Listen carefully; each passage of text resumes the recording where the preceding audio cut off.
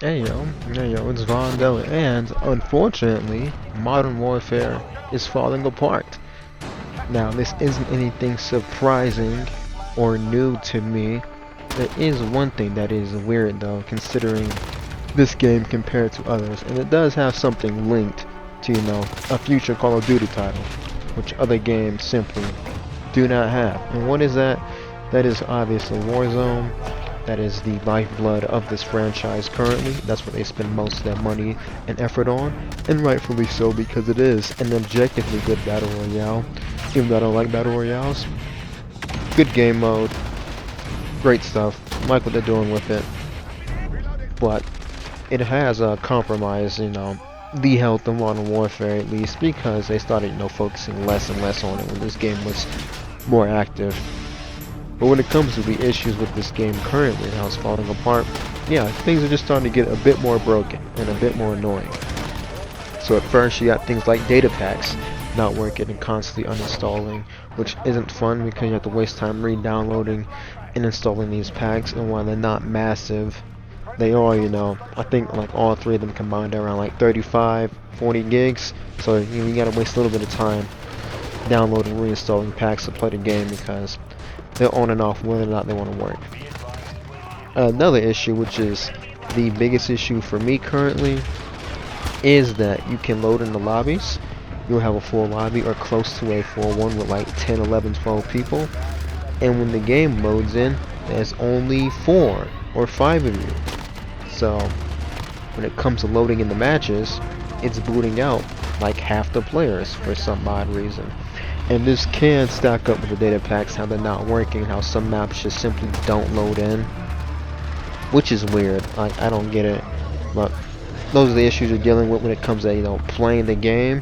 So even though there aren't any cheaters in multiplayer, because I haven't encountered any so far, it wouldn't matter because you're playing games that are, a 2v2 or a 3v3. And it doesn't matter how small the map you play, it's not fun. You can play on Shoot House and it will still be dragged out of it. And we're on these bigger maps or just the more standard size maps like Azure Cave or like Hackney Yard. It's not a fun experience only having, 3 people on each team. Drags the game out, and it's just best to leave and try to get lucky with a new lobby. So the game's health is deteriorating. I mean, I called this back in season 4 of Modern Warfare, so that was like a while ago. But I said the queue times were getting longer, the game's connection was getting worse, and so on and so on. And yeah, it's kind of the same thing, but like even worse now. Like, I don't even think the queue times connection would be that big of an issue if, like, when you were loading into these matches and actually had a full teams, because you get into games that you would think have full teams, and you load in, and it's only 2 of you. So it's just really weird stuff. It's unfortunate because I think this is a good game, and it's really weird how they're letting this happen because again the Warzone engine was based from Modern Warfare, and they're using it in Black Ops Cold War, and you can install Warzone from either one of those games, so the games are going to be constantly linked. So I don't know why one game, it's just so worse when having people not loading the matches compared to the other. But yeah, it's not surprising at all. Like when it came to tryhard games, the theater mode would stop working, it would start glitching and crashing your system more and more. Not your system, your application. And yeah, things like that. Now when it comes to Modern Warfare, the reticles aren't working. You have to go into Warzone if you want to change your reticle. So it's simple stuff like that that will eventually get worse, and the people hacking and the people modding and games being a lot more unplayable, or getting to the point of being unplayable. But I'm still able to have some fun in this game every once in a while, so I guess it's not too bad. I just wish that they would, keep it, on the up and up when it comes to people being able to join lobbies. Because that was never an issue in older games, like at all. When it came to people modding and cheating, absolutely. But would you get a full lobby? Sure. Would there be like maybe 3 to 4 modders in that lobby? Absolutely. But those games would still work, so I hope they clean it up. I doubt they will though, I'm pretty sure not Infinite Warfare, Infinity Ward, they're already hard at work on the next title, and they have the B team on. They just released our Air Base. Decent map. It's what my predictions thought of it would be. Like, it's gonna play a bit slower. It has, you know, a lot of verticality. It'll be great for objective game modes, but standard 6v6, domination, team deathmatch. If you like free for all, not good modes for that at all. Not good for those game modes. And when it comes to what they're planning on doing in the future, when I mean them, I mean the announcement of World War II Vanguard, when they officially announce the name and all that jazz. Expect it in the next couple of weeks, because again we're almost in late July, so it's coming down the pipe rather soon. I'm going to assume that Warzone will also be integrated into this game, because why not? Warzone's making them so much money.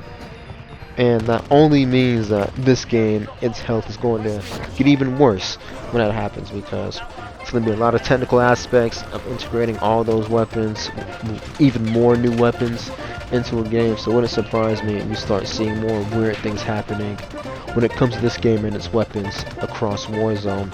It wouldn't surprise me at all. They do balancing updates that will favor the new game and its new weapons. So yeah, more and more of this game will become irrelevant once the next one comes out. But that's just how it is for the year of release. I mean, that's the good and the bad thing of Call of Duty. If you don't like one, you can wait for the next one.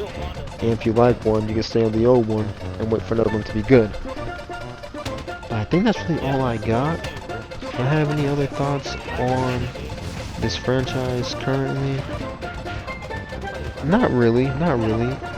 I would like to hope that when they reveal the next Call of Duty game with World War II Vanguard, that the engine is updated. It's the Modern Warfare one, because yeah, them using that legacy engine, the legacy Quake engine, wasn't a good look, and it definitely hampered Black Ops Cold War when it came to it, you know, being a fully stable game, just like from stability, because it still has the weird issues with crashes, frame rate drops, and amongst other issues, which is, it's due to it using the legacy engine.